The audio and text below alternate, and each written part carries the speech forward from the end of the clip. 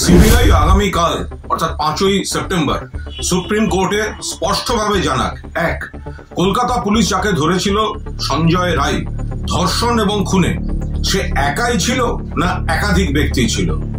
Point number 2, এই ঘটনা ধর্ষণ এবং খুন এটা একটা বিচ্ছিন্ন পৈশাচিক নারকীয় কুৎসিত ঘটনা, নাকি কোনো চক্র অন্য কোনো কারণে এই ঘটনাটা ঘটিয়েছে।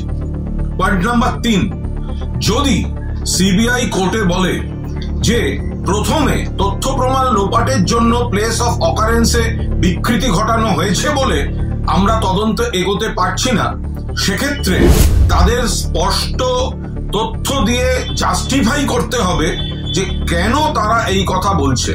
এবং 4, যদি তারা এটা জাস্টিফাই করতে পারে যে প্লেস অফ অকারেন্সে প্রাথমিক বিকৃতির জন্য তাদের তদন্ত এগোতে পারছে না, তাহলে সেই প্লেস অফ অকারেন্স কাদের কাদের দায়িত্বে ছিল তাদের বিরুদ্ধে সিবিআই ব্যবস্থা কেন নেয়নি এবং কি ব্যবস্থা নিতে চলেছে এটাও খুব স্পষ্টভাবে জানাতে হবে। জাস্টিস ডিলেড মানে জাস্টিস ডিনাইড। করাপশন চার্জে সন্দীপ প্লাস 3 জন অ্যারেস্ট হয়েছে, অভিযোগ থাকলে উচ্ছন্নে যাক, কিন্তু মূল যে ঘটনা এই নির্যাতিতার ধর্ষণ এবং খুন, সেই মামলার দ্রুত ফয়সালা সিবিআই কে করতে হবে এবং আগামীকাল কোর্টে মূলত এই 4টে পয়েন্ট নিশ্চিতভাবে তাদের ক্লিয়ার করতে হবে।